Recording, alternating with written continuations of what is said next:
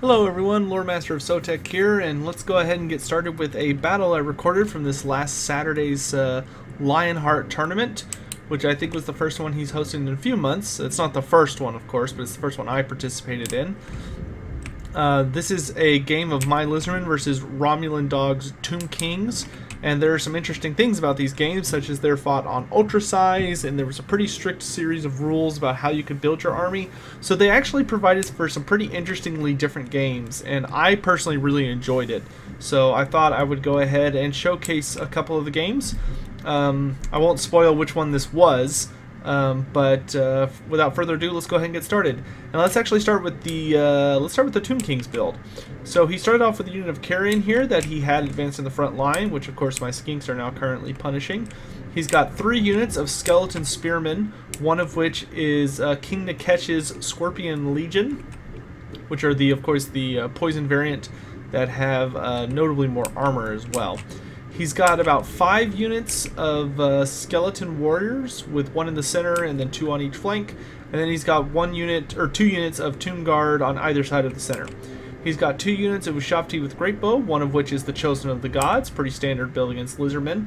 And then he's got the Blessed Legion of Fakht, which is the armor sundering archer unit, and he's got a regular one. And then he's got Cetra the Imperishable on his big ol' Sphinx here.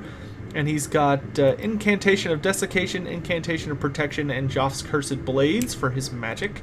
And then he's got the Spirit of Uxef and the Necrosphinx, which are, of course, must-haves against monstrous infantry, or monstrous armies, I should say.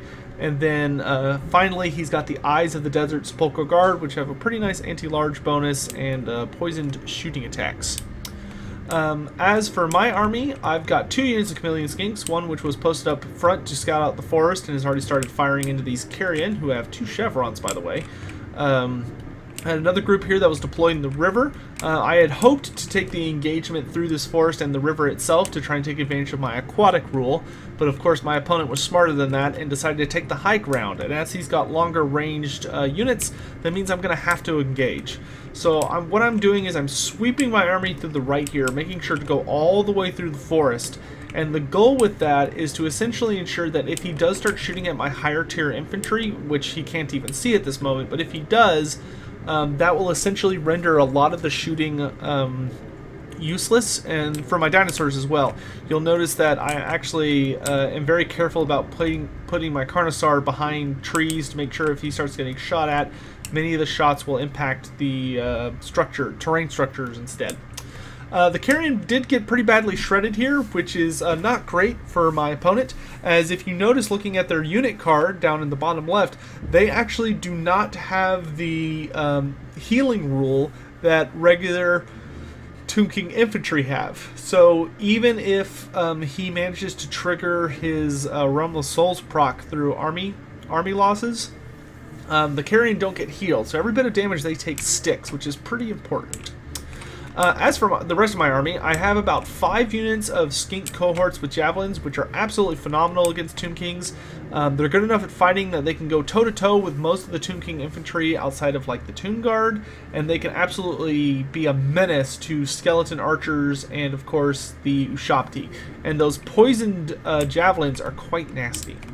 Over here, hiding on the left flank, which have not been spotted yet, are a unit of Kolbun Spear Riders. They're to try and catch out one of the constructs, or maybe get into the back line and deal with the Ushapti. I've also got a Saurus Scar Veteran, fully kitted out on a Carnosaur. I've got 3 units of Saurus Spears, one that has 1 chevron.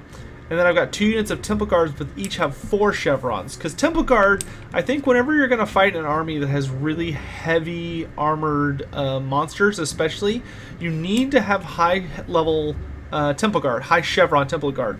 Because they're not immune to psychology.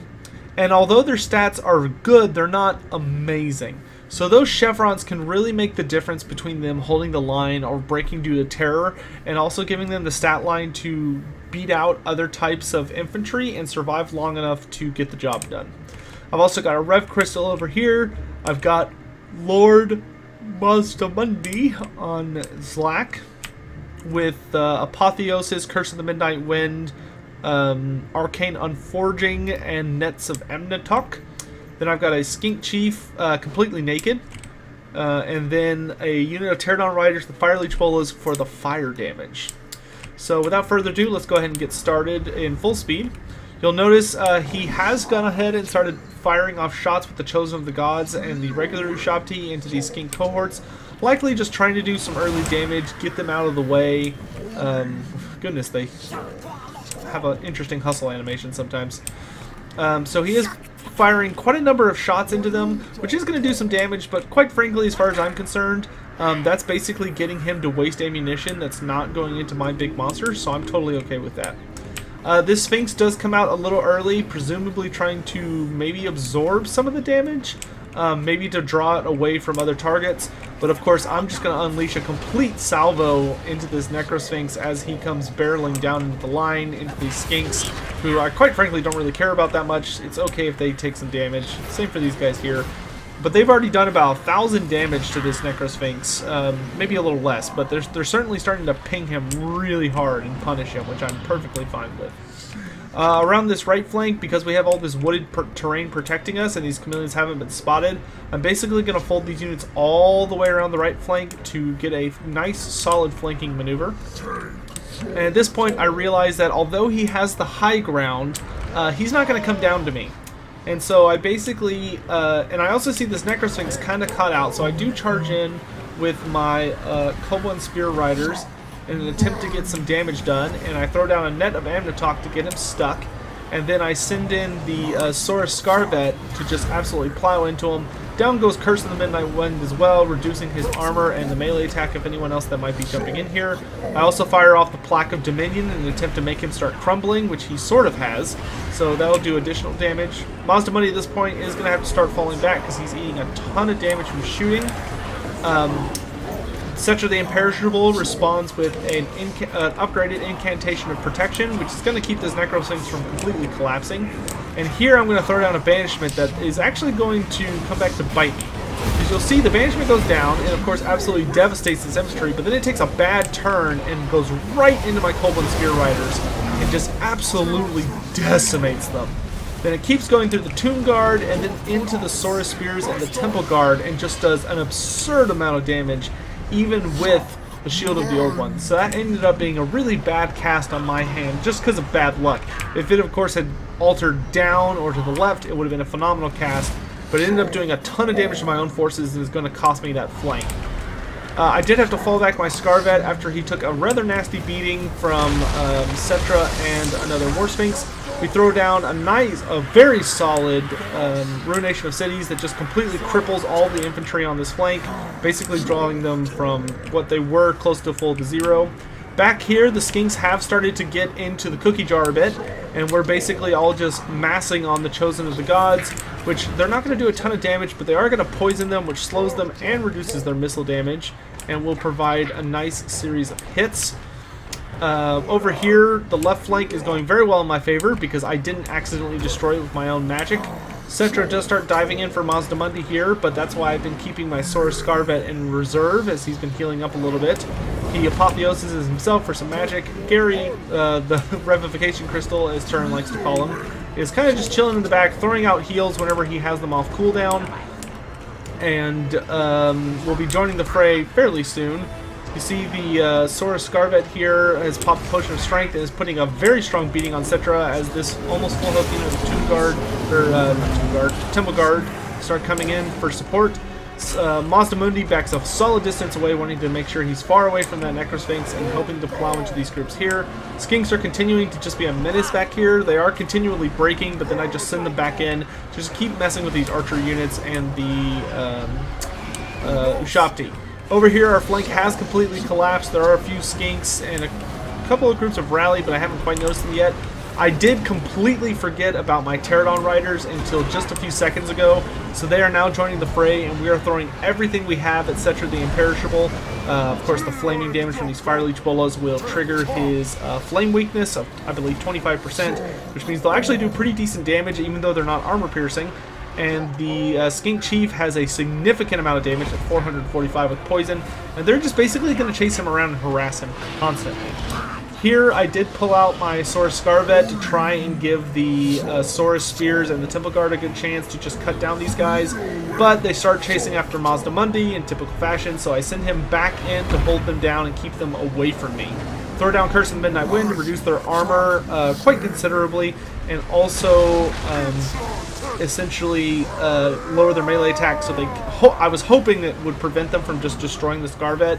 But unfortunately, without Harmonic Convergence, which I did not bring being used in conjunction, he's still taking quite a few nasty hits. The Temple Guard, though, are doing a considerable amount of damage to the Sphinxes.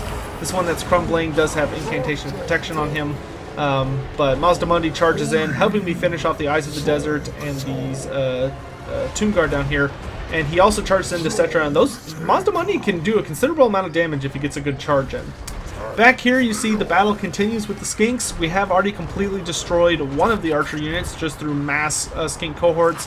And of course these Saurus rallied and came into the back of the Blessed Legion and are tearing them limb from limb. They won't be around much longer. Over here he does commit a massive amount of forces to deal with these Skinks, because I'm sure he's getting very irritated trying to just get rid of these Shopti. But you see, the moment these Skinks break, these ones have rallied and are already rushing back in to cause more havoc. However, at this point, the constant pinging from the various Skink Pterodon units is really putting a beating on Cetra. He's lost about 2k health just from them constantly shooting at him. The Fire Leech Bolas are nearly out of ammo, and the Skink Chief is down to just about half, so they're doing an excellent job. And at this point, I have a half-health unit of Temple Guard, a half-health unit of Saurus with Spears. This Temple Guard unit, which normally would have shattered by now, but thanks to their high chevron, they're still holding on and refusing to give in to that easy terror. And they're all basically rushing back in. The Bastillodon has been used a few times to basically help keep these units up, as I've been spam casting Apotheosis on Mazdamundi. Here I actually do a misclick. I try and use Cold Blood on Mazdamundi, but I miss, and I hit the Fire Leech Bolas instead. These Skinks are running in to keep, basically keep these Ushabti busy. Every time he breaks two, basically kind of like a Hydra, every time he breaks a unit, two more grow in their place. Over here, these Nekesh's Scorpion Legion, which are a very elite Spearman unit due to their higher armor, poison attacks and such, are trying to hold off the Saurus infantry line, but of course Saurus do such high damage, especially with the Temple Guard's armor piercing, who have a Rev Crystal going on right now, boosting them back up to a considerable amount of health. They're just taking a beating. Basically out of ammo on the Fire Leech Bolas, but they are continuing to be a threat to Cetra, so the Ushabti have finally freed up enough to just absolutely start obliterating them with shooting. And now is actually really doing a good job of showing that it was, on accident, a wise decision to keep them in the back until I had all these guys mixed up with Skinks, because the amount of damage they take in a short time is just mind-boggling. Here Cetra is pretty much dead, so I'm just kind of throwing everything I have at him poison-wise, trying to take him down. The Skink Chief did move over to this flank to basically provide leadership to these fleeing units to try and keep them coming back into the fray. I do start charging in my units here. He's had to turn off basically flee at will just because he had Skinks constantly chasing him. And all these Sphinxes and Constructs are now trying to get in on the Revivification Crystal to finish it off. We do have a very large bodyguard here. We've got Apotheosis still going on Mazdamundi. He's just sort of waddling around trying to keep leadership up. The Skink Chief is continuing to peg Cetra, and as he charges into this really big blob, we countercharge immediately with Mazdamundi. We accidentally hit the Necrosphinx instead, but the Temple Guard swinging and the Skink Chief just destroy Cetra, and he collapses and falls to his doom. And the Necrosphinx, with the punishment from Lord Mazdamundi, who now has a Rev Crystal going on with him, basically collapses immediately afterwards to the combined might of the Saurus, the Skink Chief, and Mazdamundi's armor-piercing damage. At this point, the Chosen of the Gods are basically just trying to help bolster the Sphinx to keep it from getting completely surrounded. They're also jumping on Mazdamundi, and I believe they do have, they do have armor-piercing melee damage, so they're trying to get in there and just hurt him as best they can. He does, of course, have pretty high melee defense for a monster at 41, especially for a caster. And at this point, we bring the Pterodons back in, and the Skink Chief is just firing at the Sphinx of Uksef, basically just trying to cause problems. The Pterodons dive onto the rear of the Chosen of the Gods, who are trying to fall back, but of course the Pterodons have vastly superior speed, and will be able to stay on them, preventing them from fire, and doing a surprisingly good job of keeping them occupied in melee combat. They have 22 melee defense versus the 33 melee attack of the Chosen of the Gods. The Chosen of the Gods won't be able to just obliterate them. It'll take them a little bit to finish them off. But of course the Skink Cohort's coming in for a rear charge, which is going to cause a shatter here. Over here, he's trying to get so hard to Mazdamundi, but I break him out using Gary to hold down the Sphinx of Uxev. Lord Mazdamundi is going to charge in, and with that charge is going to absolutely shatter the unit. Now we've got tons of anti-large. He started finally crumbling, and my opponent surrendered the match. Overall, it was an excellent game. I had a ton of fun with it. It was very interesting and dynamic playing on ultra sizes. Ultra funds. I never really thought about doing it before, but Romulan Dawn is an excellent player, and I had a good time playing against him, especially with the rule restrictions, having both of us take armies that I'm not used to seeing. As for how the armies did, Mazdamundi, of course, did fantastic with 345 kills, coming primarily from his bound spells, the Double Banishment and the 2 Ruination of Cities, in addition to his pretty nasty melee prowess when it comes to charging into infantry, especially. Skink Chief, he didn't take any damage because, quite frankly, I forgot about him until about, I think it was about 5 minutes into the match. So he didn't take any damage, and he only got 2 kills, but, you know, he was busy sniping Cetra the Imperishable and both the Sphinxes the entire game. It proved absolutely instrumental to taking them down, preventing them from getting any solid healing from magic, and making sure that they stayed poisoned so they were not nearly as effective. The Scarvet unfortunately did fall and was slain in battle, but he was used as an excellent bodyguard for Mazdamundi, running in to throw his weight around, do quite a bit of damage, and allow Mazdamundi to fall back. Because while the Sphinxes are powerful, if you can hold them down with another big monster, you can freeze them in place long enough for any large units to really do some damage. And of course, he did put an absolute beating on the Necrosphinx in the early game and Cetra the Imperishable in the mid game. The Saurus did a fantastic job. They did their job. They absolutely crushed the Tomb King front line, with the exception of this unit here. You can tell these are the 2 units I hit the banishment with on accident, because they had far below kills of their brethren, so to speak. In addition, that the Saurus spears here shattered off the field, unfortunately fairly early. The Temple Guard, neither of them shattered, despite this one's damage. They stayed on and fought to the very end.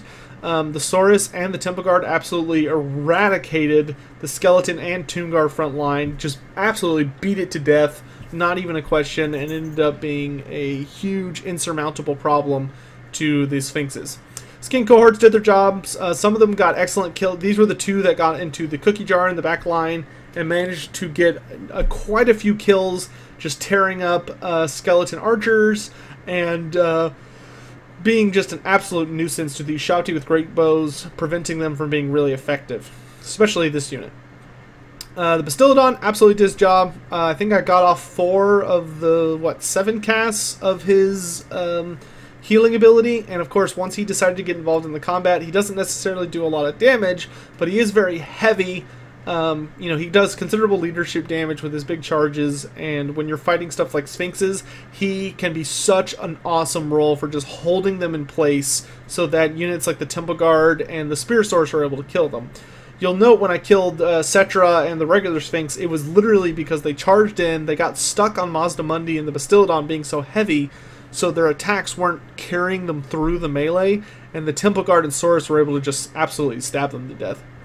Chameleon Skinks did a fantastic job, once again, getting lots of damage with the shooting into the Carrion early game and the Sphinx, and then they basically spent the rest of the game just harassing units like the Archers and Ushabti, just being an absolute menace and doing a phenomenal job.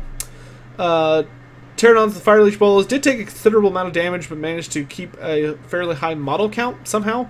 Most of their kills, which were not a lot, of course, probably came from just missing when they were shooting someone and accidentally hitting infantry, but they did a fantastic job of utilizing all their ammunition, etc., really taking advantage of that fire weakness.